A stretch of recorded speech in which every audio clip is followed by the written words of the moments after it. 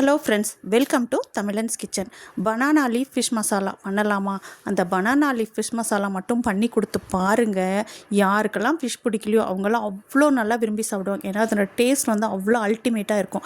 அது எப்படி பண்ணுறதுன்னு இன்றைக்கி பார்க்கலாம். நான் அதுக்காக ஒரு 3/4 கிலோ மீன் வந்து நல்லா கழுவி வாஷ் பண்ணி வச்சுருக்கேன். அது கூட மஞ்சத்தூள், மிளகாத்தூள், உப்பு இது 3ம் போட்டு நல்லா மிக்ஸ் பண்ணணும். இந்த ஃபிஷ்ஷை வந்து நடுவில் கட் பண்ணி விடுங்க. அப்போ தான் அந்த மசாலாலாம் உள்ளே இறங்கும். அப்போ ரொம்ப நல்லாயிருக்கும். அது கூட 1/2 லெமன் புழிஞ்சு நல்லா மிக்ஸ் பண்ணி ஒரு 1/2 hour வந்து நல்லா ஊற வைக்கணும். அப்போ தான் வந்து அந்த டேஸ்ட் ரொம்ப நல்லாயிருக்கும்.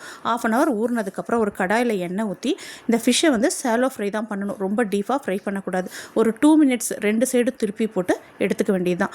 இதுக்கு வந்து இப்போது நம்ம மசாலா பண்ணுவோம். அதுக்கு வந்து ஒரு கடாய் வச்சு 1 tablespoon refined oil, 1 tablespoon நல்லெண்ணெய் ஊற்றிருக்கேன். நான் நல்லெண்ணெயிலே பண்ணுறதுனாலும் பண்ணலாம்.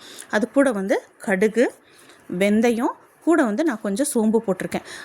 இது பொரிஞ்ச உடனே 2 பெரிய வெங்காயத்தை நான் பொடியாக கட் பண்ணி வச்சுருக்கேன். அது கூட ஒரு பச்சை மிளகா, கருவேப்பிலை இது எல்லாமே போட்டு நல்லா ஃப்ரை பண்ணுவோம். நல்லா ஃப்ரை பண்ணும்போது கூடவே உப்பும் ஆட் பண்ணிக்கணும். அப்போ தான் வந்து அது சீக்கிரமாக ஃப்ரை ஆகும். இது நல்லா ஃப்ரை ஆனதுக்கப்புறம் நான் ஒரு 150 grams வந்து சின்ன வெங்காயம் வந்து கட் பண்ணி அரைச்சி வச்சுருக்கேன். அதையும் ஆட் பண்ணிவிட்டு கூடவே ஒரு 1.5 ஸ்பூன் வந்து இஞ்சி பூண்டு பேஸ்ட் போட்டிருக்கேன். இது போட்டு நல்லா பச்சை வாசம் போக வரைக்கும் நல்லா ஃப்ரை பண்ணிக்கணும். இது கூட வந்து இனி மஞ்சத்தூள், நான் குழம்பு மிளகாத்தூள் பெரிய ஸ்பூனில் 1 ஸ்பூன் போட்டிருக்கேன். உங்கள் காரத்துக்கு எவ்வளோ வேணுமோ அது கூட போட்டுக்கோங்க. ஏன்னா பச்சை மிளகா ஒன்று ஆட் பண்ணியிருக்கோம். அதுக்கு தகுந்த மாதிரி அட்ஜஸ்ட் பண்ணி போட்டுக்கோங்க.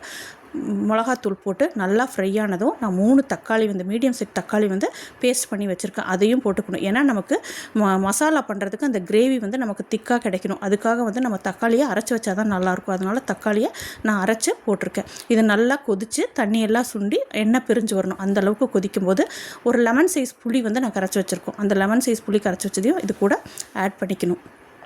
ஆட் பண்ணிவிட்டு நான் இந்த டைமில் வந்து வீடியோ எடுக்க மறந்துட்டேன். நான் சீரகம், மிளகு, வர கொத்தமல்லி இது 3மே நான் வந்து ட்ரையாக ஃப்ரை பண்ணிவிட்டு அரைச்சி கொஞ்சம் போட்டேன். அதை வந்து நான் வீடியோ எடுக்க மறந்துட்டேன். அதுவும் ஆட் பண்ணிக்கங்க. அது ரொம்ப நல்லாயிருக்கும். கடைசியாக வந்து கொத்தமல்லி தழை போட்டு நம்ம இறக்கிக்க வேண்டியது தான். இப்போ வந்து பனானா லீஃப் எடுத்து அதை வந்து கொஞ்சம் எண்ணெய் தடவி அதை வந்து அடுப்பில் வாட்டிக்கணும். ஏன்னா நம்ம மசாலா உள்ளே வச்சு பண்ணும்போது இந்த மாதிரி அடுப்பில் வச்சு எடுத்தால் தான் அந்த இலை வந்து கிளியாமல் இருக்கும். அதுக்காக அதை வாட்டி எடுத்துகிட்டு அதில் வந்து நம்ம பண்ணியிருக்கிற மசாலாவை உள்ளே வச்சு அதுக்கு மேலே வந்து நம்ம ஷாலோ ஃப்ரை பண்ணி வச்சுருக்கோம்ல மீன், அந்த மீன் ஒரு பீஸ் உள்ளே வைக்கணும்.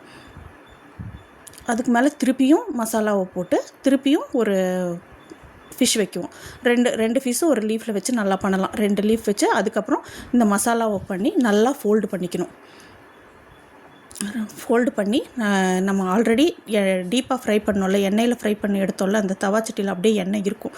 அந்த எண்ணெயிலேயே வந்து திருப்பியும் இந்த லீஃபில் பண்ண ஃபிஷ்ஷை வந்து வச்சு 2 சைடும் திருப்பி ஒரு 5 minutes வந்து நல்லா வச்சு ஃப்ரை பண்ணி எடுக்கணும். நல்லா மேலே வந்து ஒரு மூடி ஏதாவது வச்சு நல்லா கொஞ்சம் டைட்டாக க்ளோஸ் பண்ணி வச்சுட்டு 2 சைடு திருப்பி போடணும். ஒரு 5 minutes வந்து 2 சைடும் நல்லா வேகும் போது அந்த ஜூஸ் எல்லாம் உள்ளே இறங்கி அந்த மீன் வந்து அவ்வளோ டேஸ்ட்டாக இருக்கும். அதை பிரித்து பார்க்கும்போது டேஸ்ட் அவ்வளோ அல்டிமேட்டாக இருக்கும். சாப்பிட்ணுன்னு ஆசை அப்படி வரும்.